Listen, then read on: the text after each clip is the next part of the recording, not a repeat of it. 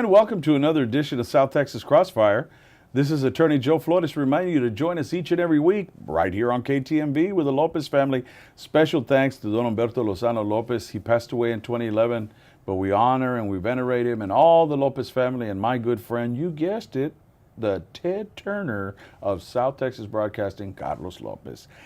With me, I have the distinct pleasure of bringing on the leader of the Nueces County Democratic Party, the lion, if you will, MGM, you know, the lion of the Democratic Party, Joseph Ramirez. Welcome. How are you? Joe, how are you? Good to be back here again. Well, let me tell you what a success yesterday was. I hate to date my shows, but I must.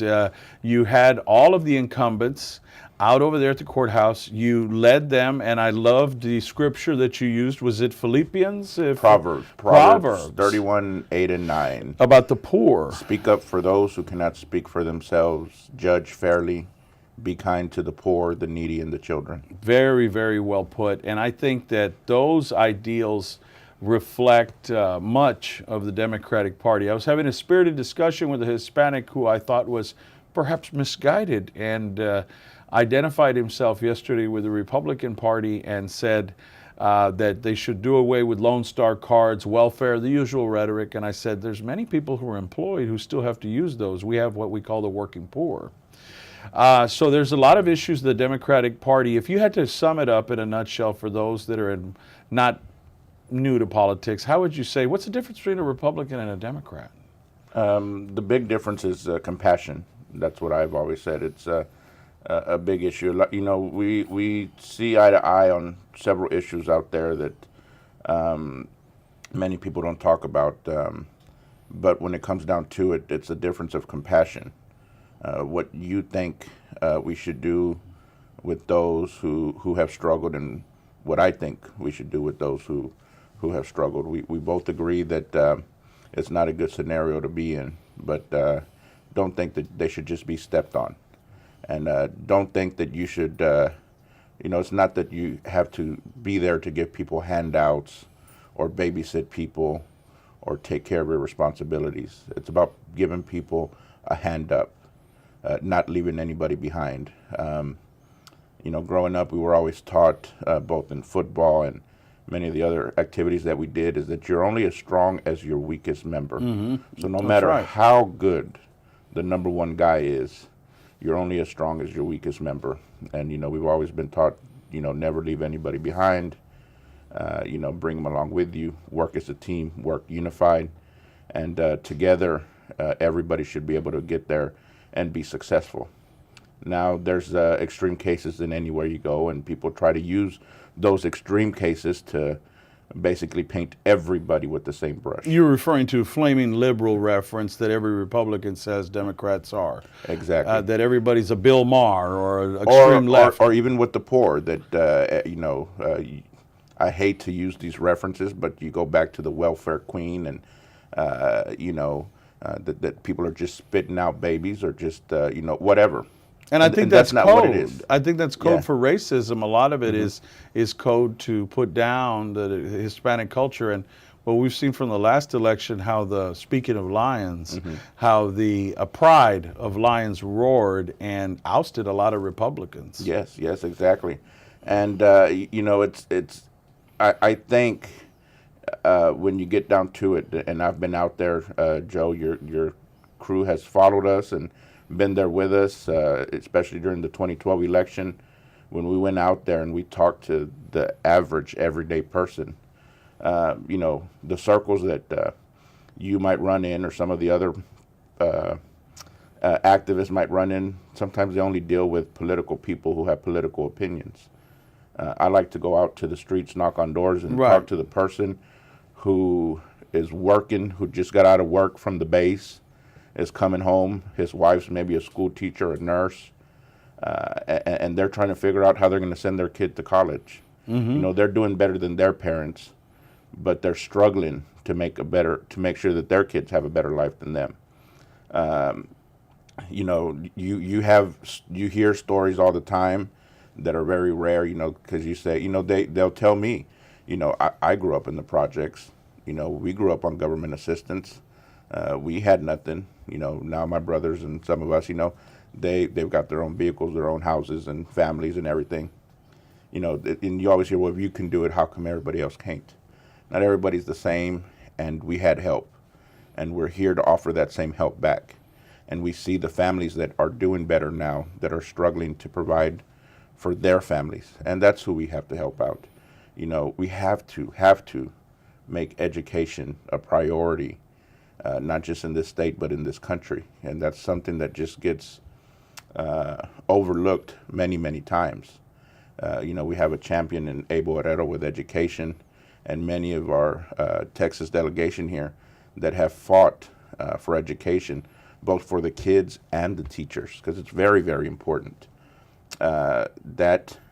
Why is it that when Hispanics became 50% plus of the students in our public schools, did we see the biggest cut to education?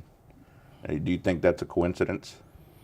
It's something that we need to look at, because they know that when we fought for civil rights, or not we, but those that came before me, when they fought for civil rights in the 50s, 60s, and 70s, you had people like Dr. Hector P. Garcia and many of our other civil rights activists, Cesar Chavez. And what was the one thing they screamed? Education. You look at Commissioner Joe Gonzalez, what does he say? Education is our freedom. That's our way out. That is the key to come out and make a better life. And what they're doing, Joe, is they're taking away that key from a lot of our students, and those that are hurt the most are low-income minority students. And what we need to do is give that key back to them, because that key should be equal, not just to the top percent of society, but to everybody. Well, I agree with you. I think that we can't leave any children behind. We give the speak "No Child Left Behind," but you see them studying for a test. You see teachers with their hands tied because of lack of funding. You see them reaching deep in their pocket to buy Big Chief tablets, crayons. We're making door-to-door salesmen of our children to sell candy bars for the bare essentials, when we ourselves could use that rainy day fund for something. Yeah. We could also use it. I think as you said, the weakest link in our society is the measurement of how we're going to do it. I think that people have turned away and been brainwashed to feel that those that are the lesser among us socioeconomically, that they are to be cast aside. But really what's happening is, if we don't pay for it up front, the people, good friends of mine that are Republican too, they realize that we're going to have to pay. They're starting to realize $80 a day for 3 hots and a cot in prison. Because we know that the tracking of it is, if you don't have a high school education, about 2/3 of prisoners don't have one. So it's correlated, education, as you said. Yeah. So what are you all trying to do at the state level and at the national level? I know that you're reaching out with dynamic leaders like the Castro brothers, and Luis Gutierrez on the immigration front. Let's touch on immigration for a minute.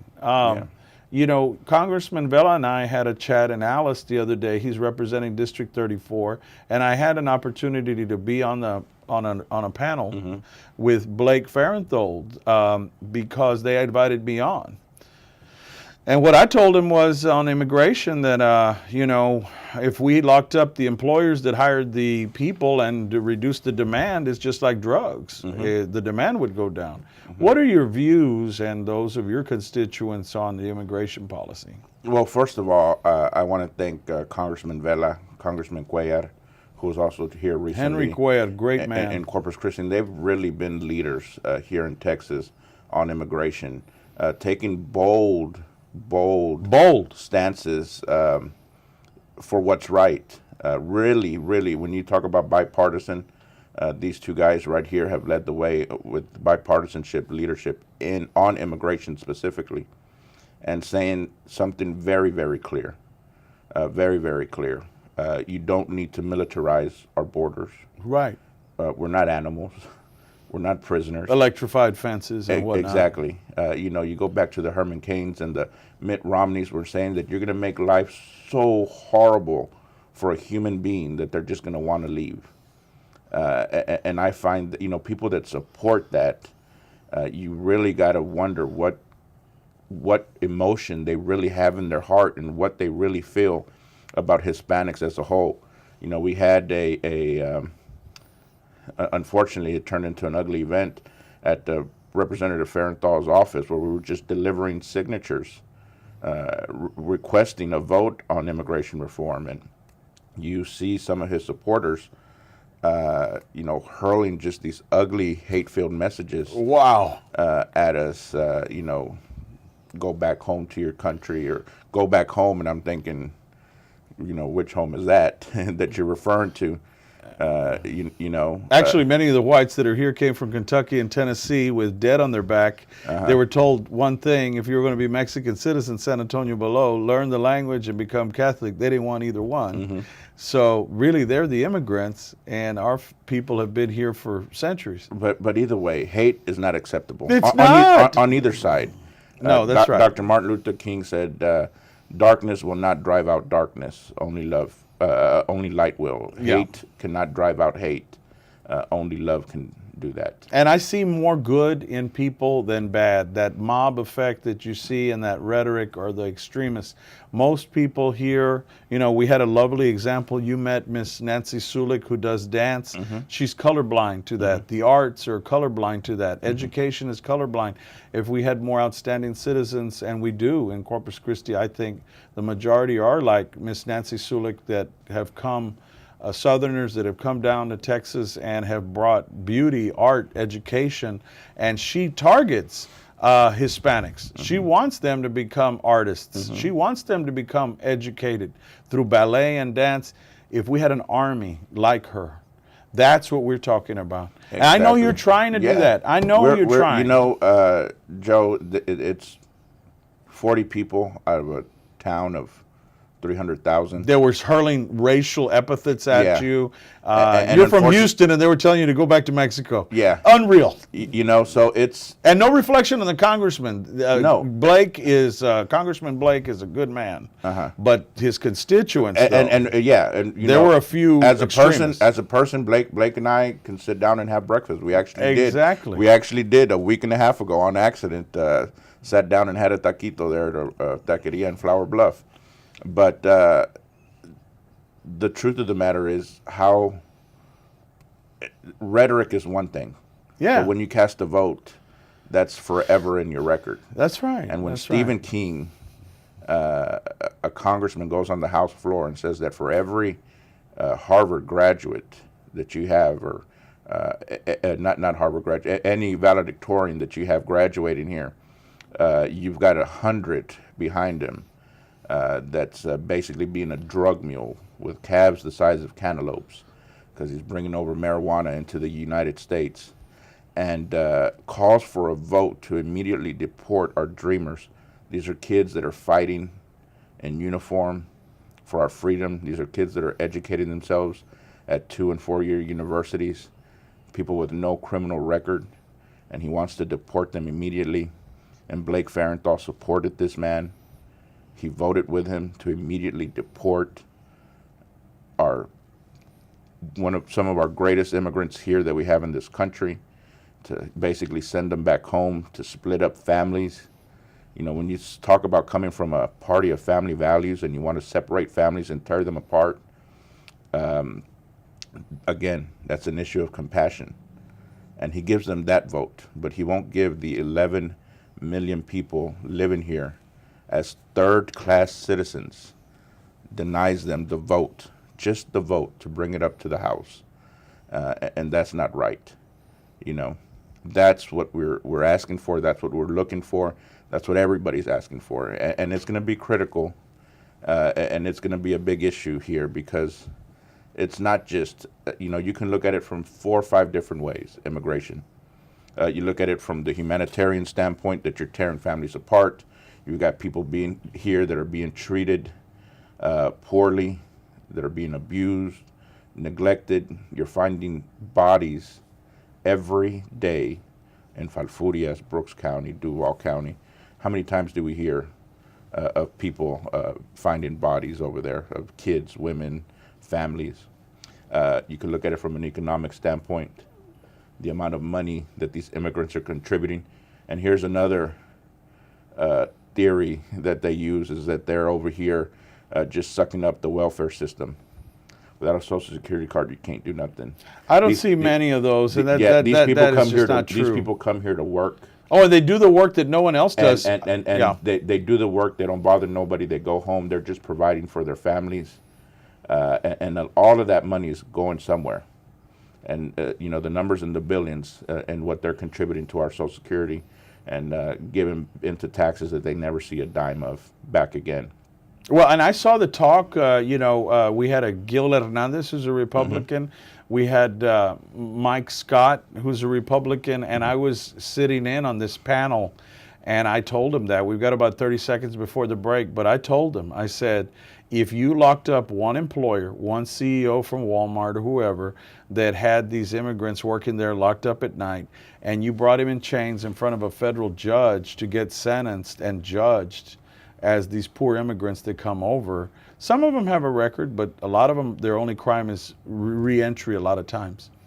The immigration policy and the hypocrisy would stop in its tracks. But when we come back, we're going to be talking more with the lion of the Democratic Party here in Nueces County.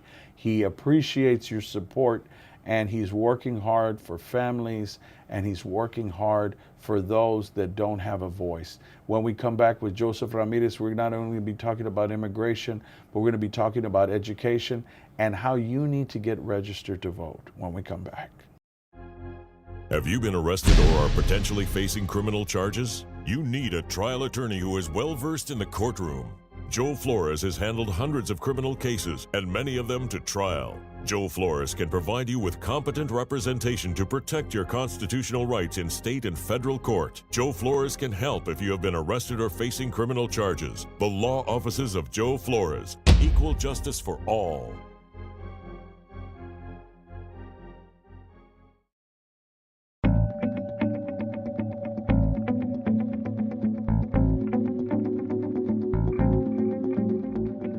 I think it's a betrayal of public trust. That is just not ethical. I left the Democratic Party because of her. The reason is because you're taking Republican money. The money of those people that pay me as a consultant. What are you taking? What did you take in Crosstown? Took money. I saw it and I saw them pay your checks.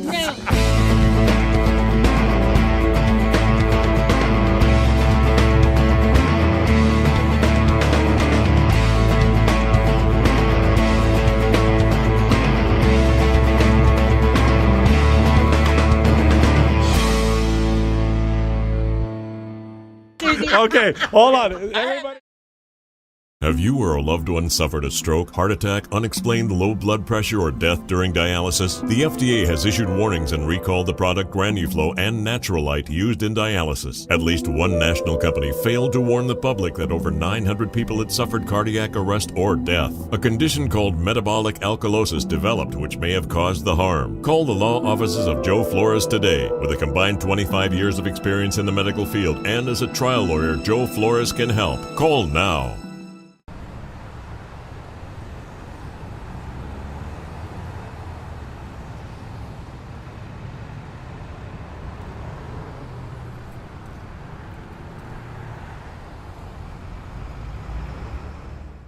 And we're back after a brief break. Thanks to our sponsors, Vasquez Flores Home Health, 881-9922. Want a job or care for the elderly?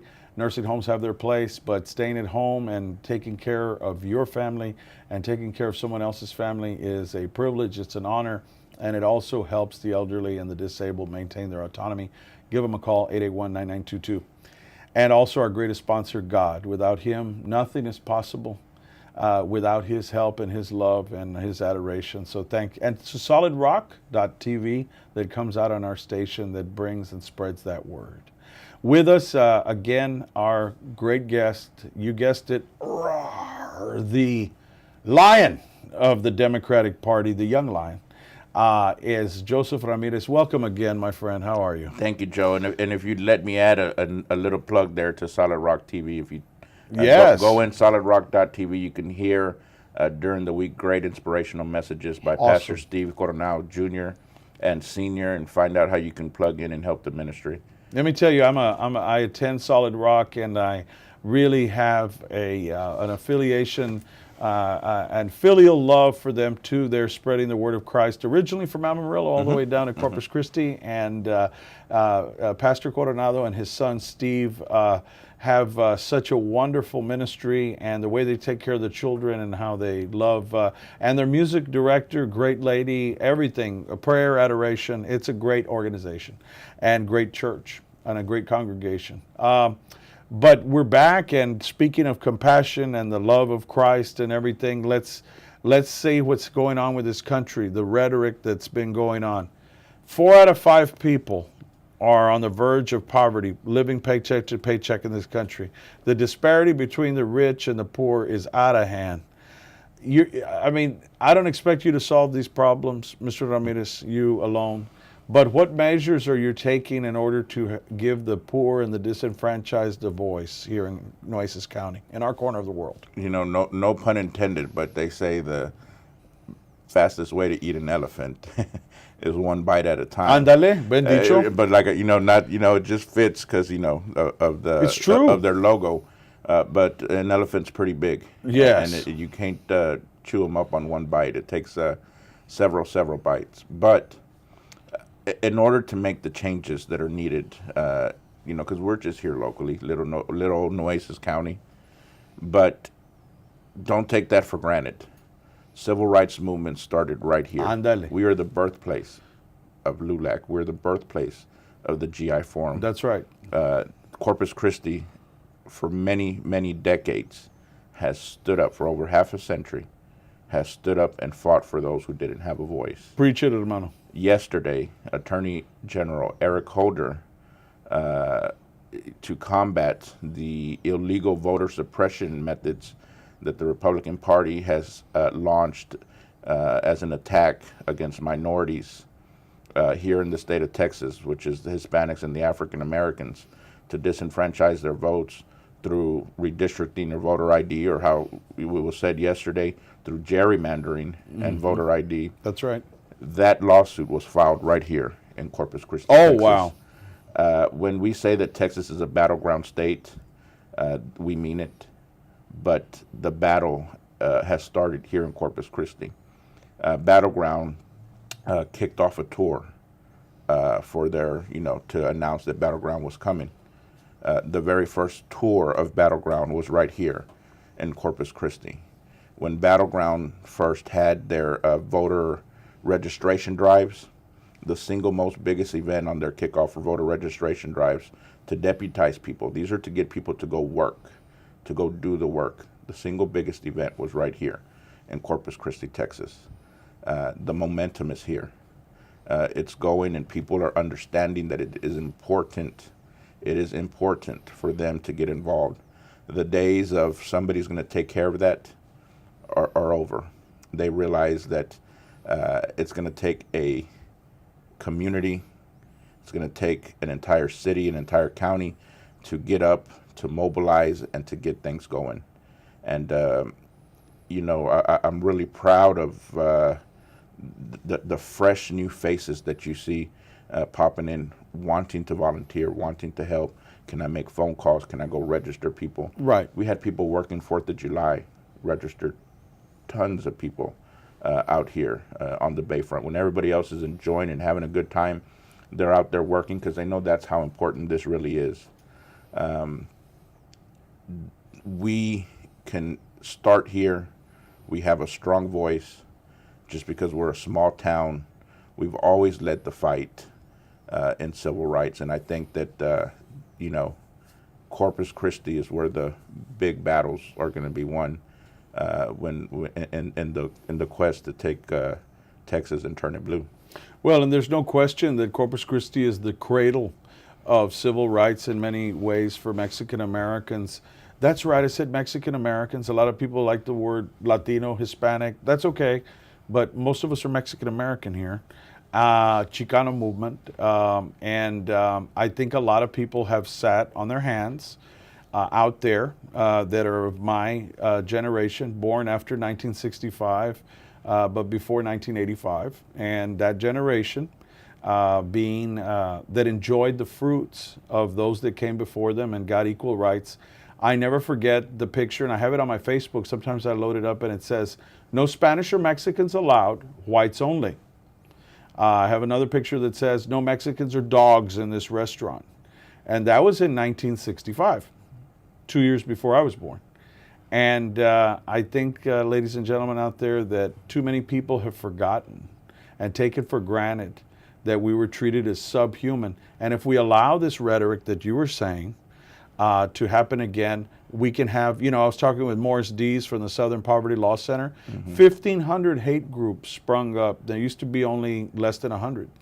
And most of our targeted are Hispanics now, not blacks. And I'm saying my African American brothers also are not standing up with us on immigration. They're standing with whites, a lot of them. And don't forget, you guys were behind the 8 ball, so to speak, for many years, and now you have an African American president. I'd like to see more support for us, and I'd like to see us stand up for ourselves. So I don't think your views are too far removed or misplaced. I think you're right on the money. Tell me about next week. I'm very excited that Mayor Castro's coming in. Yes, no, Congressman Castro. Congressman Castro. Oh, wonderful, wonderful. And what is his take on all this? Of course, he's him along with Congressman Cuellar and Congressman Vela and the rest of our delegation here. Even, to be fair, Joe, Congresswoman Sheila Jackson Lee, who represents a majority, now there is somebody that's African American district in Houston, hosted an immigration town hall with the Texas delegation about 2 weeks ago in Houston, Texas. I've had the honor of meeting her. Wonderful woman. They're all leading the fight because they know it's necessary. I appreciate that. And it needs to be done. And we have to do it together. But we have to stand together. I'm calling on our African American brothers and sisters to stand up. We don't see a lot of that courage like Miss Jackson or our representative Jackson Lee is doing and standing with us shoulder to shoulder. I would like to see more African Americans stand with us because you all were oppressed and still oppressed people as well. Exactly. The fight for civil rights not over. Just because Cisneros versus CCISD is 50 plus years ago doesn't mean that the battle is not continued.